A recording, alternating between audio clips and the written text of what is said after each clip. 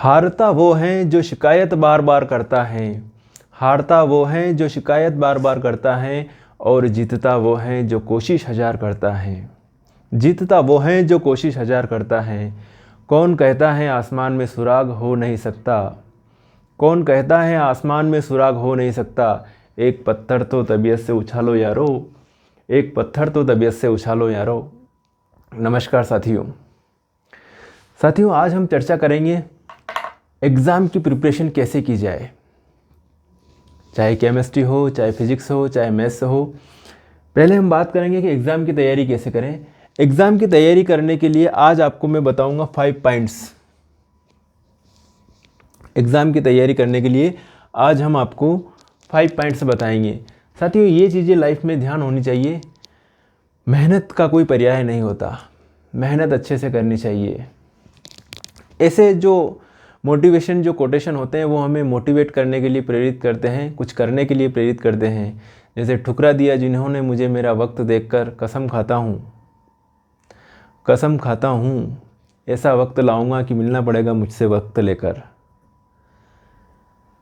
Problem को focus करोगे तो गोल दिखना बंद हो जाएगा। एग्ज़ाम का टाइम आ गया है, प्रॉब्लम को फोकस करोगे तो गोल दिखना बंद हो जाएगा, और गोल को फोकस करोगे तो प्रॉब्लम दिखना बंद हो जाएगी। चलिए, आज जो है मैं आपको जो है कुछ पॉइंट्स बताता हूँ, उन पॉइंट्स का आप ध्यान रखना। पहला पॉइंट, एग्ज़ाम अपन बात करेंगे आज एग्ज़ाम की तैयारी कैसे करें।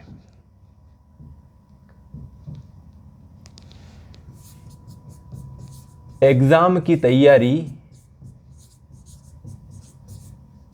कैसे करें। भैया आ गई एग्ज़ाम है, तैयारी चालू कर दो।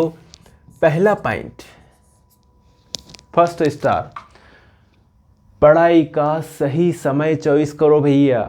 क्या करना है? सबसे पहले जो है आप पढ़ाई का सही समय,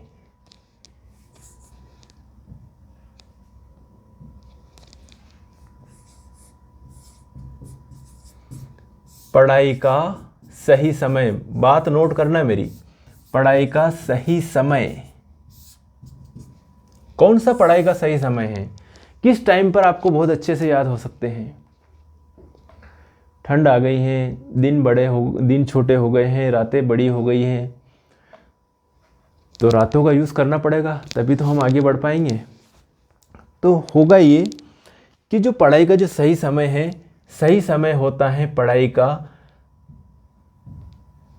सुबह 5 से 8, सुबह 5 से 8। अगर आप सुबह 5 से 8 बजे तक पढ़ोगे तो ये जो पढ़ाई होगी 3 घंटे की, लेकिन ये 3 घंटे की पढ़ाई, मेरा मानना है कि ये 3 घंटे की पढ़ाई 3 गुना बोले तो ये 9 घंटे के बराबर हो जाएगी। 3 घंटे की पढ़ाई आपकी 9 घंटे की पढ़ाई होती है। ब्रह्म मुहूर्त की पढ़ाई बहुत शानदार पढ़ाई होती है। तो मॉर्निंग में जो है, मॉर्निंग में ये जो समय है 5 से 8 बजे का, बड़ा ज़बरदस्त टाइम है, बड़ा ज़बरदस्त समय है।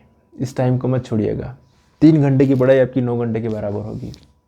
दुनिया 8 बजे जागती है ना। ठंड के दिनों में जो है 8 बजे तो सूर्योदय होता है, जल्दी सूर्यास्त हो जाता है, 5 बजे सूर्यास्त हो जाता है। तो हमारे पास समय काफ़ी रहता है। सुबह का टाइम जो रहता है बिल्कुल शांत वातावरण रहता है। तो डिसीजन लीजिए कि हम 5 बजे उठेंगे। कितने बजे उठ जाओगे आप? 5 बजे कंप्लीटली उठोगे। 2-4 दिन अलार्म भरोगे, उसके बाद आपकी आदत पड़ जाएगी कि अलार्म बजने वाला हो उससे पहले आप उठ जाओगे। ये रूटीन में होगा आराम से, कोई दिक्कत नहीं। तो क्या करोगे? सबसे पहले पढ़ाई का सही समय, बाद में भी है सही समय, तो जो भी 5 से 8 का समय रहता है वो बेटर रहता है। उसके बाद में जैसे जैसे आपको समय मिलता जाए वैसे वैसे आप पढ़ सकते हो, वैसे वैसे आप पढ़ाई कर सकते हो। पहली बात। दूसरी बात, पढ़ाई में छोटे छोटे ब्रेक लेकर पढ़ाई करें, ठीक है। दूसरी बात, पढ़ाई में छोटे छोटे ब्रेक लेवे, छोटे छोटे ब्रेक लेवे। देखो, मतलब पढ़ाई को इंटरेस्ट से पढ़ा जाता है। ज़बरदस्ती नहीं की जाती पढ़ाई। तो पढ़ाई को इतना नहीं कि एक ही दिन में पढ़ ली और दूसरे दिन पढ़ने की इच्छा ना हो। तो पढ़ाई में क्या करना चाहिए, छोटे छोटे ब्रेक लेते हुए पढ़ाई करना चाहिए, लगातार नहीं। जैसे 1 घंटे पढ़ लिए, चाय पी ली, थोड़ा सा वार्म अप कर लिया, थोड़ा सा घूम फिर लिए, ओके, एक्सरसाइज कर ली, म्यूज़िक सुन लिया, ज़्यादा मोबाइल नहीं चलाना, म्यूज़िक एक आध गाना सुन लिया, माइंड फ्रेश हो गया, वापस पढ़ने बैठ गए। तो छोटे छोटे ब्रेक ले गए। ऐसा नहीं कि 3 घंटे तक लगातार, 4 घंटे तक लगातार बैठे रह गए। मतलब थोड़ी अंगड़ाइयाँ लेनी पड़ती हैं, थोड़ा रिलैक्स लेना पड़ता है, तब जाके पढ़ाई अच्छी होगी। तो ये चीज़ ध्यान रखना कि पढ़ाई में छोटे छोटे ब्रेक लेना भी ज़रूरी है। चाय ले लो, है ना, थोड़ा घूम फिर लो, लेकिन माइंड में लगातार पढ़ाई होती रहनी चाहिए। एक ही शांत माहौल में बैठे, शांत वातावरण में बैठे, ज़्यादा डिस्कशन नहीं करे किसी से, ज़्यादा इधर उधर बातें नहीं करे, क्योंकि जितनी ज़्यादा बातें करते हैं हम, जितना ज़्यादा डिस्कशन करते हैं, उतना ज़्यादा हम भटकते हैं, हमारा माइंड भी भटकता जाता है। जितना ज़्यादा आप जो है अपने माइंड में कूड़ा कचरा रखोगे, तो वहाँ से अच्छी चीज़ें ढूंढने में दिक्कत आएगी एग्ज़ाम में। तो एग्ज़ाम के पहले भी ये होता है कि कहीं किसी से मिलना जुलना बंद कर लेना चाहिए, कि कहीं जिमने जाना बंद कर लेना चाहिए, ये चीज़ें होनी चाहिए, ठीक है। तो पढ़ाई में छोटे छोटे ब्रेक ले हुए। अगली बात है, पहली बात तो थी कि पढ़ाई में क्या करना था आपको, समय डिसाइड करना, पढ़ाई का सही समय डिसाइड करना। दूसरी बात अपनों ने बोली कि पढ़ाई में छोटे छोटे ब्रेक ले हुए। तीसरी बात है कि स्वास्थ्य का ध्यान रखिए, स्वास्थ्य का ध्यान रखिए। भैया स्वास्थ्य का ध्यान नहीं रखोगे, एग्ज़ाम के टाइम आपका साल भर बर्बाद हो जाएगा, आपका साल भर बर्बाद हो जाएगा अगर आपने अपनी हेल्थ का ध्यान नहीं रखा। तो स्वास्थ्य का ध्यान रखें, स्टे हेल्दी स्टे सेफ। आप सेफ हो अगर आपका स्वास्थ्य अच्छा है। तो इसके लिए आपको क्या करना, घर का खाना खाना। कभी कभी होता क्या है कि आप जो है, आपकी कल एग्ज़ाम है, बोर्ड एग्ज़ाम है भैया, आज गांव में शादी है, पड़ोस में शादी है, या वहाँ अगर रिश्तेदारी में शादी है, अगर आप जिमने चले गए तो आपका जो पूरा का पूरा जो है, जो रिवीजन है, वो पूरा गोल हो जाएगा, ख़त्म हो जाएगा। उस टाइम पे तो बहुत आपको सेफ रहना है, साधारण खाना खाना है, फ्रूट्स वगैरह ये खाना है, ज़्यादा से ज़्यादा पानी पीना है, ये चीज़ें करना है। अगर आप जो कहीं जिमने चले गए, इधर उधर घूमने चले गए, तो वो जो है आपका जो पेपर, जो आपका जो मेमोरीज होगी, वो बिल्कुल कम हो जाएगी। तो इन चीज़ों का ध्यान रखें, पानी वानी पीते रहें, एक्सरसाइज अच्छी करें, तो ये आपको बेनिफिट रहेगा। अगला पॉइंट, चौथा पॉइंट है आपके लिए जो सोशल मीडिया है ना, सोशल मीडिया में जैसे कि व्हाट्सएप, फेसबुक,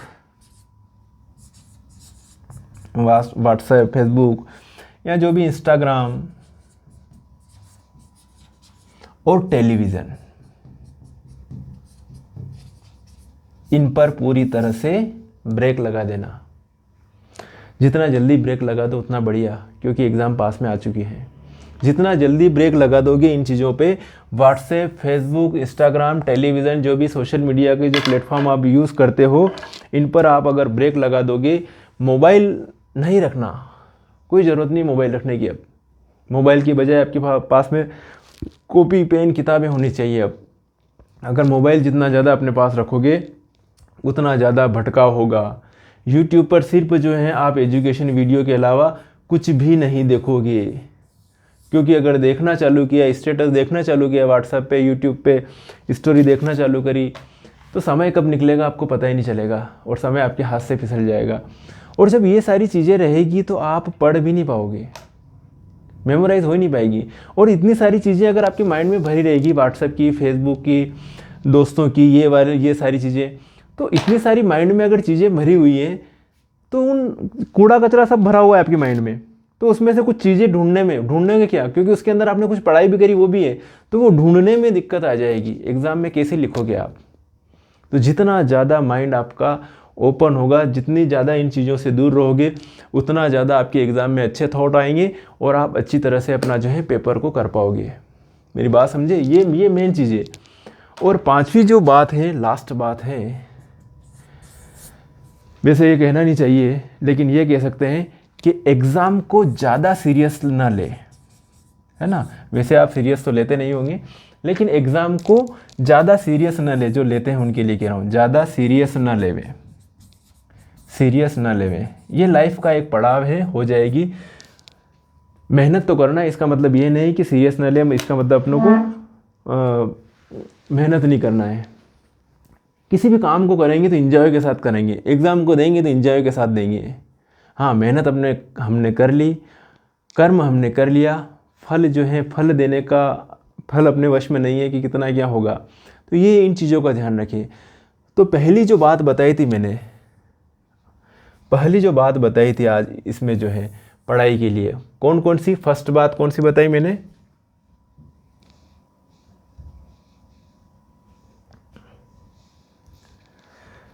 पढ़ाई का सही समय, पढ़ाई का सही समय।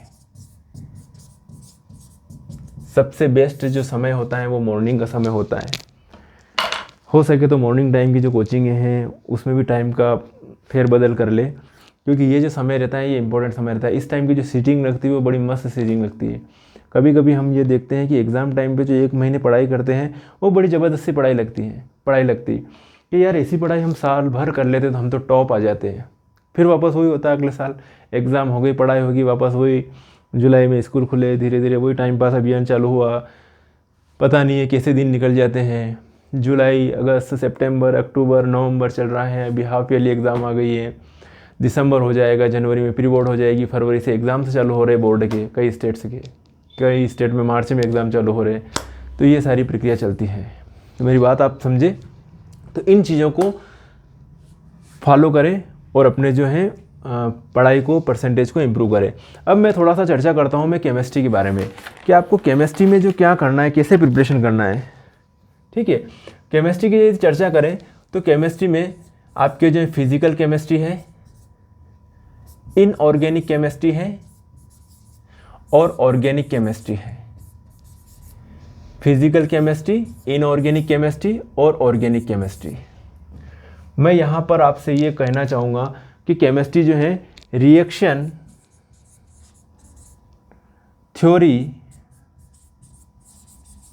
न्यूमेरिकल और फार्मूला, ये चीज़ें होती है केमिस्ट्री में। केमिस्ट्री में क्या है, आपके रिएक्शंस हैं, थ्योरी है, न्यूमेरिकल है और क्या है, फार्मूला है। यहाँ पर फिजिकल केमिस्ट्री की जब हम बात करेंगे, फिजिकल केमिस्ट्री की जब बात करेंगे तो फिजिकल केमिस्ट्री में आपके जो है एक तो रहते हैं न्यूमेरिकल। क्या रहते हैं, न्यूमेरिकल। अब न्यूमेरिकल से डरने की ज़रूरत नहीं है। कुछ जो है जैसे कि आपको न्यूमेरिकल सॉल्यूशन की न्यूमेरिकल आ गए, इलेक्ट्रोकेमिस्ट्री के न्यूमेरिकल आ गए, या फिर केमिकल काइनेटिक्स के न्यूमेरिकल आ गए, रासायनिक बलगतिकी के न्यूमेरिकल आ गए। क्लास 12 की बात कर रहा हूँ अभी मैं। तो न्यूमेरिकल बहुत आसान होते हैं। ओनली फार्मूला जो होता है उस फार्मूले में वैल्यू रखना रहती है। क्या रखना रहती है, वैल्यू रखना रहती है, वैल्यू रखना होती है। अगर आप फार्मूले में वैल्यू रखोगे, जैसे कि क्वथनांग यूनियन का फार्मूला क्या है, उसके फार्मूले में वैल्यू पुट करी, ये आ गया आपका आंसर। बहुत सिंपल है, दो मतलब न्यूमेरिकल फिक्स है, ज़्यादा न्यूमेरिकल नहीं है। लेकिन आप जब न्यूमेरिकल करके जाओगे तो आपको एग्ज़ाम में कॉन्फिडेंस रहेगा कि न्यूमेरिकल भी आ गया इस यूनिट से तो मुझे कोई दिक्कत नहीं है। अगर आप थ्योरी वाला पार्ट करोगे, हो सकता है कि उसके अथवा में मतलब दोनों क्वेश्चन जो बने, दोनों में ही, और यहाँ पर क्वेश्चन पूछा और यहाँ क्वेश्चन पूछा, दोनों में आपका न्यूमेरिकल पूछ लिया तो आपका जो पूरा जो है क्वेश्चन ही गायब हो जाएगा। तो इसलिए न्यूमेरिकल करना भी बहुत बहुत आवश्यक है। मेरी बात आप समझे। तो एक तो न्यूमेरिकल करना अपने को ज़रूरी है, और बाकी इसमें होती है थ्योरी।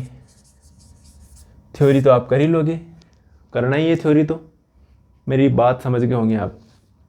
यहाँ पर इनऑर्गेनिक में कुछ डायग्राम वाले क्वेश्चन आ जाते हैं, नामांकित चित्र वाले क्वेश्चन आ जाते हैं, कुछ आ जाती है थ्योरी, और इसमें जो है रिएक्शन से भी आ जाती है, रिएक्शन, और आ जाता है इसमें, पेन क्यों हो रहा है, क्या हो रहा है इसके, एक रिएक्शन हो जाती है, और एक आते हैं इसमें पेरियोडिक टेबल। अगर आपको पेरियोडिक टेबल मालूम है तो आपकी ऑर्गेनिक इनऑर्गेनिक केमिस्ट्री बहुत मज़े से चलेगी, बहुत मज़े से चलेगी।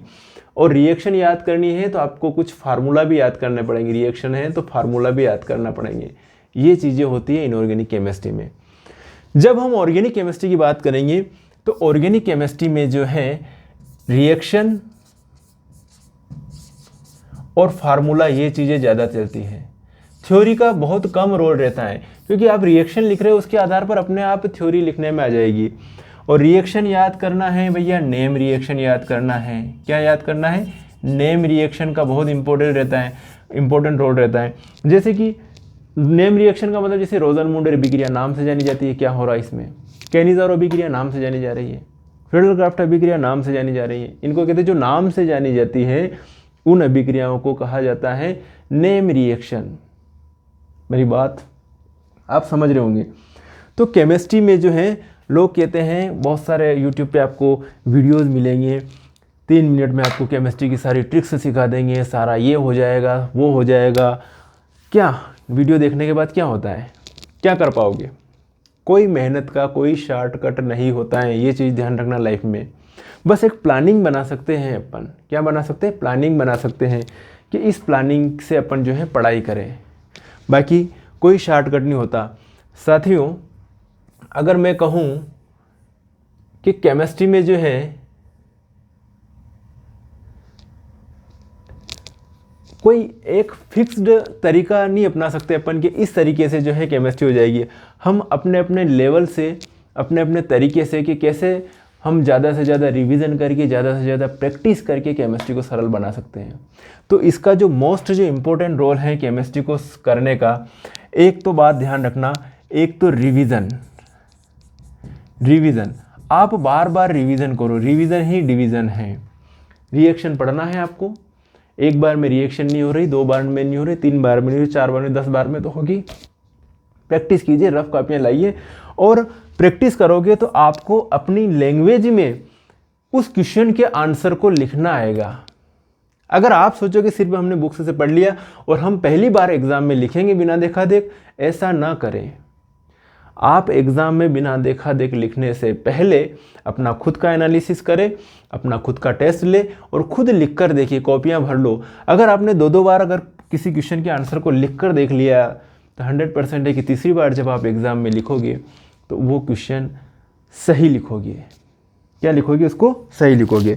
तो पीरियोडिक टेबल का तो एनालिसिस आपको करना ही है। किसके लिए? इनऑर्गेनिक केमिस्ट्री के लिए। आपको केमिस्ट्री के लिए रिवीजन मस्ट होता है। चार्ट जरूर बनाएं, ज़्यादा से ज़्यादा चार्ट बनाएं। जितने ज़्यादा चार्ट बनाओगे उतना ज़्यादा आपको केमिस्ट्री में इंटरेस्ट आता जाएगा। चार्ट जरूर बनाएं। अगर चार्ट बनाओगे तो आपको ज़्यादा से ज़्यादा इंटरेस्ट आता जाएगा। नेम रिएक्शन की मैंने बात करी ली कि ऑर्गेनिक केमिस्ट्री में आपको नेम रिएक्शन ज़रूर करना है। नेम रिएक्शन करोगे तो आपको जो है नेम रिएक्शन से आती है, नेम रिएक्शन से आपको बेनिफिट मिलेगा। उसके अलावा जो आपका जो पेपर है वो कितने नंबर का होता है? 70% का। 70% में से 30% जो क्वेश्चन आते हैं वो आते हैं MCQs टाइप या फिल इन द ब्लैंक, है ना, रिक्त स्थान, फिल इन द ब्लैंक, सही जोड़ियाँ, है ना, मैच करने वाले हैं, या 1 वर्ड क्वेश्चन। तो अलग अलग प्रकार के वो क्वेश्चन आते हैं 30% के। तो आपको ये चीज़ भी ध्यान रखना ब्लूप्रिंट से आपको ये बेनिफिट मिलेगा कि कौन सी यूनिट कितने नंबर की और किस यूनिट से कितने नंबर का कौन सा क्वेश्चन बन रहा है। कि भैया इसमें तो 4 नंबर के सिर पर जो है ऑब्जेक्टिव टाइप क्वेश्चन आएंगे। ऑब्जेक्टिव टाइप क्वेश्चन मतलब उसमें आपके MCQs, fill in the blank, match वाले 1 वर्ड क्वेश्चन, ये सारी चीज़ें आ जाएगी। तो ये चीज़ें भी ध्यान रखना जरूरी है अपने को कि कौन सी यूनिट कितने नंबर की। तो ये अपने को कहाँ से पता चलेगा भैया? ये पता चलेगा अपने को ब्लूप्रिंट से। कहाँ से पता चलेगा? ब्लूप्रिंट का एनालिसिस जरूर करें आप कि कौन सी यूनिट कितने नंबर की। हर सब्जेक्ट का आपके पास ब्लूप्रिंट आ चुका है, तो ब्लूप्रिंट का आप एनालिसिस करें। हर एक यूनिट का आपके सामने होना चाहिए डायग्राम, चित्र कि हाँ ये यूनिट इतने नंबर की है, इसमें 4 नंबर का क्वेश्चन आएगा और 4 नंबर के क्वेश्चन जो हैं इसमें ये क्वेश्चन बनने की ज़्यादा पॉसिबिलिटी बनती है। ब्लूप्रिंट देखिए, पुराने पेपर देखकर आप एनालिसिस कीजिए, पुराने पेपर कि हमारा आने वाला पेपर 2021-22 का कैसा बनेगा। क्योंकि जो 2021 का तो पेपर हुआ ही नहीं कोरोना के कारण, लेकिन इस बार आपको 2021-22 का तो पेपर देना है। तो पुराने पेपर जो है 2020 का पेपर हो, 2019 का हो, 2018 को हो, तो उन पुराने पेपर का एनालिसिस कीजिएगा और सीटिंग लगाना चालू कर दीजिए, बैठक लगाना चालू कर दीजिए। इन चीज़ों का ध्यान रखिए, आपकी केमिस्ट्री में 100% इम्प्रूवमेंट होगा, आपकी केमिस्ट्री बहुत बढ़िया होगी। तो साथियों, आज के जो इस लेक्चर में हमने केमिस्ट्री को आप कैसे प्रिपेयर करना और परीक्षा में किन किन बातों का ध्यान रखना, ये 5 पॉइंट्स, इनको जो है एनालिसिस करना, आपको निश्चित ही बेनिफिट मिलेगा। ओके, और जो भी आपको वीडियोस देखने हैं वो प्लेलिस्ट में जाके हर यूनिट के वीडियोस मैंने बना रखे हैं, हर यूनिट के, क्लास 12th के। जैसे आपको कोऑर्डिनेशन केमिस्ट्री पढ़ना है तो प्लेलिस्ट में जाके कोऑर्डिनेशन केमिस्ट्री उप समस्या रसायन वाला चैप्टर ढूंढो, उसमें 10-12 वीडियो मिल जाएंगे। हेलो एल्केन हेलोइन पढ़ना तो वो मिल जाएगा। मतलब हर यूनिट की आपको प्लेलिस्ट में वीडियोस मिलेंगे। उसके अलावा भी फिर भी मैं प्रैक्टिस के लिए आपके लिए वीडियोस अवेलेबल करवाता रहूँगा। ओके दोस्तों, मिलेंगे फिर नेक्स्ट वीडियो में, तब तक के लिए ओके बाय। जय हिंद, जय भारत।